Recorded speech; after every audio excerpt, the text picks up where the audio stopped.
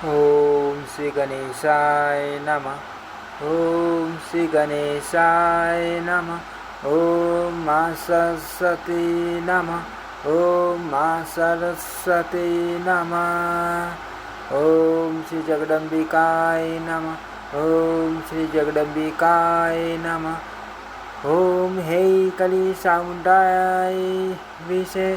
ओम हे कली चामुंडाय विषे। ओम श्री शक्ति नमः। ओम श्री शक्ति नमः। श्रीमद् देवी भागवत महापुराण। ओम श्री शक्ति नमः। ओम श्री शक्ति नमः। दशम स्कंद अठ प्रथमो अध्यायम स्वायं भू मनु की उत्पत्ति, उनके द्वारा भगवती की आराधना। नारद जी बोले, हे नारायण, हे धरा के आधार, हे सर्वपालन कारण आपने पापों का नाश करने वाले देवी चरित्र का वर्णन कर दिया। सभी मनवंतरों में वे देवी जो जो स्वरूप धारण करती है तथा जिस जिस स्वरूप से उन माहेश्वरी का प्रादुर्भाव हुआ है, भगवती की महिमा से युक्त उन समस्त प्रसंगों का अब आप हमसे समय का वर्णन करें। जिस प्रकार तथा जिस जिस मंत्र अथवा स्रोत से भगवती का पूजन तथा स्तवन किया है, और वे भक्त वत्सला देवी भक्तों का जिस प्रकार मनोरथ पूर्ण करती है, सुनने की अभिलाषा वाले हम लोगों से आप देवी के उस उत्तम चरित्र का वर्णन कीजिए जिससे महान सुख प्राप्त होता है। श्री नारायण बोले, हे मर, इसे भक्तों के हृदय में भक्ति उत्पन्न करने वाले, महान संपदा प्रदान करने वाले तथा पापों का शमन करने वाले देवी चरित्र का अब आप श्रवण कीजिए। सर्वप्रथम जगत के मूल कारण महान तेजस्वी लोक पितामह ब्रह्मा चक्रधारी देव भगवान विष्णु के नाभि कमल से प्रादुर्भूत हुए। हे महामते, विष्णु के नाभि कमल से प्रकट होकर उन चतुर्मुख ब्रह्मा ने स्वयं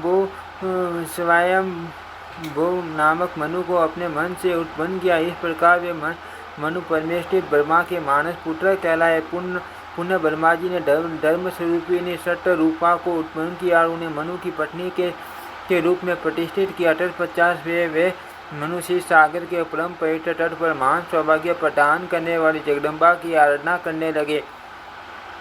वहाँ पर देवी की मई मूर्ति बनाकर पृथ्वी प्रति मनु एकांत में उन भगवती के वागप मंत्र का जप करते हुए उनकी उपासना में तत्पर हो गए।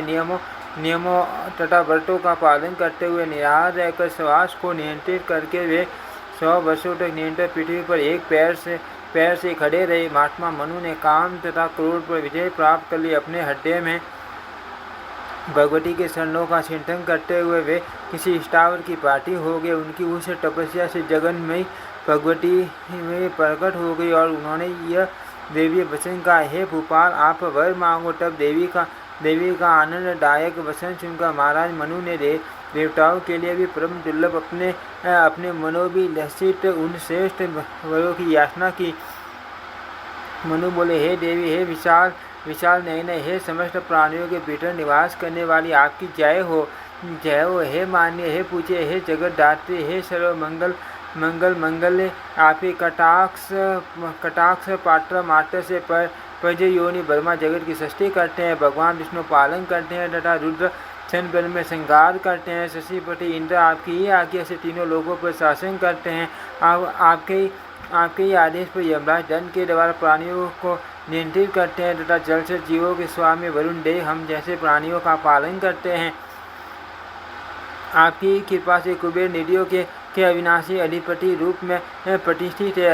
अग्नि नैरटट वायु ईशान और शेष नाग आपके ही अंश से उत्पन्न हुए हैं और आपकी ही शक्ति से परिवर्तित हैं। फिर भी हे देवी, यदि इस समय आप मुझे वर देना चाहती है तो हे शिवे, षष्ठी कार्य में आने वाले मेरे सभी विघ्नशीन होकर नष्ट हो जाए। जो भी लोग वाग बीज मंत्र के उपासक हो, उनके कार्यों की सीधी ही हो जाए। हे देवी, जो लोग इस सवाल को पढ़े और दूसरों को सुनाए, उनके लिए इस लोक में भोग तथा मोक्ष सुलभ हो जाए। हे शिव, उन्हें पूर्व जन्मों की स्मृति बनी रहे और वे वक्रता तथा वाणी 64 से संपन्न रहे, उन्हें ज्ञान की सिद्धि हो तथा कर्म योग की भी सिद्धि प्राप्त हो। साथ ही उनके यहाँ पुत्र पौत्र की समृद्धि निरंतर होती रही। यही मेरा आपसे निवेदन है।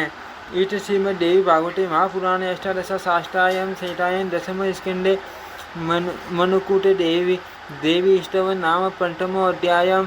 ओम श्री शक्ति नमः। ओम श्री शक्ति नमः। ओम श्री शक्ति नमः। ओम श्री शक्ति।